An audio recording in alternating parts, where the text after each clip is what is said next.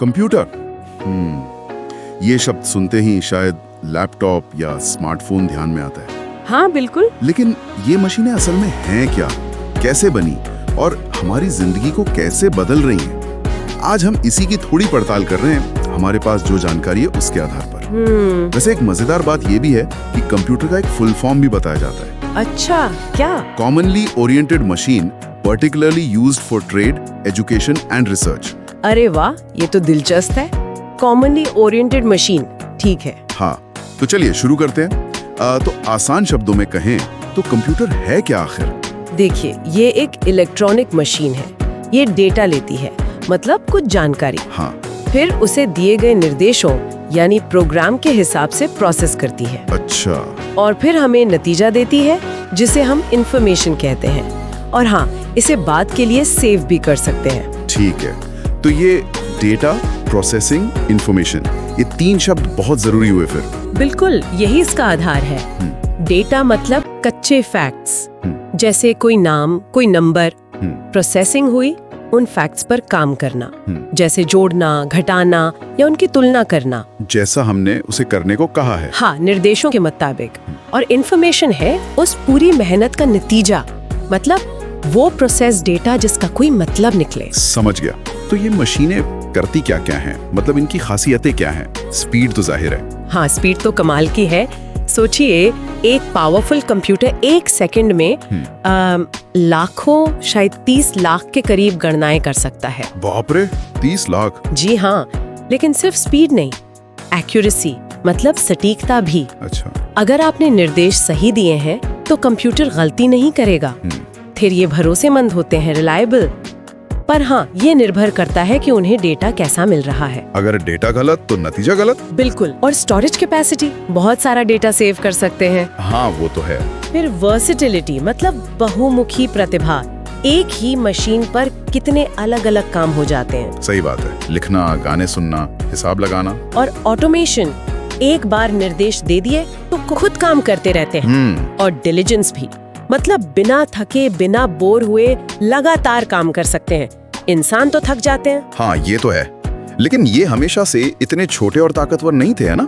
इनका इतिहास कैसा रहा? अरे नहीं, सफर बहुत लंबा है। शुरुआत तो उंगलियों और पैरों की उंगलियों से हुई होगी, गिनती की। हाँ, सही है। फिर एबकस आया करीब 10वीं सदी ईसा पूर्व में। हाँ, वो मोतियों वाला फ्रेम। जी। फिर नेपियर्स बोन्स, पास्कलाइन, वो 1642 में आया था। फिर लाइबनिस का कैलकुलेटर। ये सब मैकेनिकल डिवाइस थे। हाँ, ज्यादातर मैकेनिकल। असली मोड़ आया चार्ल्स बेबेज के साथ 1800 के दशक में। अच्छा, फादर ऑफ कंप्यूटर जिन्हें कहते हैं। बिल्कुल। उनका एनालिटिकल इंजन का जो आइडिया था, वो पहला जनरल पर्पस कंप्यूटर का डिजाइन माना जा सकता है।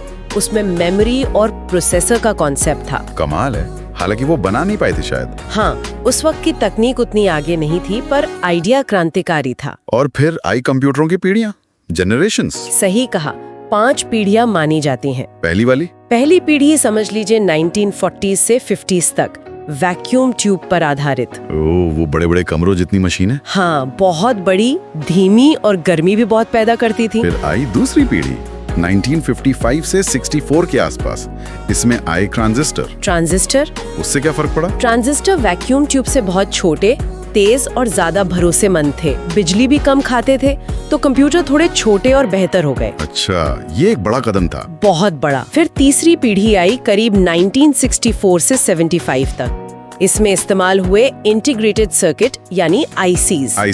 मतलब चिप। हाँ, एक छोटी सी चिप पर कई सारे ट्रांजिस्टर और दूसरे कंपोनेंट। इससे कंप्यूटर और छोटे और तेज और सस्ते हो गए। यहीं से शायद कंप्यूटर थोड़े हार्म होना शुरू हुए। हाँ, कुछ हद तक। लेकिन असली क्रांति आई चौथी पीढ़ी से, 1975 से, जो अब तक चल रही है। इसमें क्या खास था? माइक्रो प्रोसेसर, LSI और VLSI तकनीक, मतलब लार्ज स्केल और वेरी लार्ज स्केल इंटीग्रेशन। अच्छा, इसका मतलब कि हजारों लाखों सर्किट एक छोटी सी नाखून जितनी चिप पर। अरे वाह। इसी से पर्सनल कंप्यूटर यानी PC बनाना मुमकिन हुआ और कंप्यूटर आम लोगों के घरों और डेस्क तक पहुंच गया। हाँ, ये तो हम सबने देखा है। और अब बात होती है 5वीं पीढ़ी की। उसमें AI का जिक्र आता है। बिल्कुल। 5वीं पीढ़ी मतलब वर्तमान और भविष्य। इसका फोकस आर्टिफिशियल इंटेलिजेंस पर है। ऐसी मशीनें जो खुद सोच सकें? हाँ, कोशिश यही है, ऐसी मशीनें बनाना जो इंसानों की तरह सीखें, तर्क करें, फैसले लें, समस्याओं को हल करें। हम अभी इसके शुरुआती दौर में हैं। इसका असर तो अब दिखने भी लगा है। जी हाँ। अच्छा, इतने सालों में कंप्यूटर के प्रकार भी तो बदले होंगे, अलग अलग तरह के कंप्यूटर। हाँ, कई आधार पर बांट सकते हैं। जैसे काम करने के तरीके पर एनालॉग कंप्यूटर होते हैं। एनालॉग, वो कैसे? वो फिजिकल क्वांटिटी मतलब मात्रा मापते हैं, जैसे पुराना स्पीडोमीटर या थर्मोमीटर। अच्छा। और फिर है डिजिटल कंप्यूटर्स, जो अंकों यानी डिजिट्स पर काम करते हैं। आजकल ज्यादातर यही चलते हैं। हाँ, हमारे लैपटॉप, फोन सब डिजिटल हैं। बिल्कुल। और एक हाइब्रिड भी होते हैं जो दोनों का मिक्सचर हो। ठीक है, और साइज के हिसाब से? साइज और क्षमता के हिसाब से देखें तो सबसे पहले माइक्रो कंप्यूटर, जैसे हमारे पीसी, लैपटॉप, स्मार्टफोन। जी हाँ, ये सब माइक्रो कंप्यूटर्स हैं। फिर इनसे बड़े और ज्यादा क्षमता वाले मिनी कंप्यूटर। और फिर आते हैं मेन फ्रेम कंप्यूटर। ये बहुत बड़े और पावरफुल होते हैं। ये कहाँ इस्तेमाल होते हैं? बड़े बड़े ऑर्गेनाइजेशंस में, जैसे बैंक्स, एयरलाइंस, सरकारी दफ्तर, जहाँ बहुत सारा डेटा एक साथ प्रोसेस करना होता है। अच्छा। और सबसे ऊपर है सुपर कंप्यूटर। सुपर कंप्यूटर, यार नाम से ही लगता है कुछ खास होगा। हाँ, ये सबसे तेज होते हैं, बहुत जटिल गणनाएं करने के लिए बने हैं, जैसे मौसम की भविष्यवाणी, साइंटिफिक रिसर्च, न्यूक्लियर सिमुलेशन। समझ गया, मतलब जरूरत के हिसाब से अलग अलग कंप्यूटर। बिल्कुल। तो अब ये इस्तेमाल कहाँ कहाँ हो रहा है? वैसे तो सवाल ये होना चाहिए कि कहाँ नहीं हो रहे हैं। हाँ, सही कहा।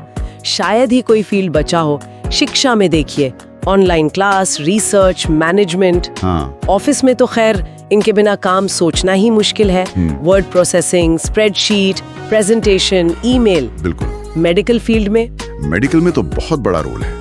हॉस्पिटल मैनेजमेंट, पेशेंट रिकॉर्ड्स, बीमारियों का पता लगाना मतलब डायग्नोसिस, यहाँ तक कि रोबोटिक सर्जरी और लाइफ सपोर्ट सिस्टम में भी। कमाल है। और डिफेंस में, रक्षा में भी, missile control, tracking, secure communication, logistics, हर जगह इनकी जरूरत है। तो ये तो वाकई हमारी दुनिया का एक अहम हिस्सा बन चुके हैं। इसमें कोई शक नहीं। तो हमने आज कंप्यूटर की परिभाषा से लेकर उसकी विशेषताओं, उसके इतिहास की एक झलक, अलग अलग प्रकार और उनके अनगिनत उपयोगों तक की बात की। हाँ, काफी कुछ कवर किया हमने। ये मशीनें वाकई बहुत शक्तिशाली और बहुमुखी हैं। इन्होंने हमारे काम करने, सीखने, यहाँ तक कि जीने के तरीके को भी बदल दिया है। बिल्कुल। यहाँ एक सोचने वाली बात आती है, कंप्यूटर जो है वो दोहराव वाले काम बहुत सटीकता से कर सकते हैं बिना थके। हाँ, ये उनकी खासियत है। पर उनमें वो मानवीय समझ, वो कॉमन सेंस या इंट्यूशन जिसे कहते हैं, वो नहीं होता। नहीं, वो तो नहीं होता, वो तो लॉजिक पर चलते हैं। तो क्या ये उनकी एक सीमा है, लिमिटेशन? या शायद यही बात अच्छी है कि वो इंसानी भावनाओं या पक्षपातों से होने वाली गलतियों से बचे रहते हैं? इस पर सोचा जा सकता है। सोचने वाली बात है, बिल्कुल।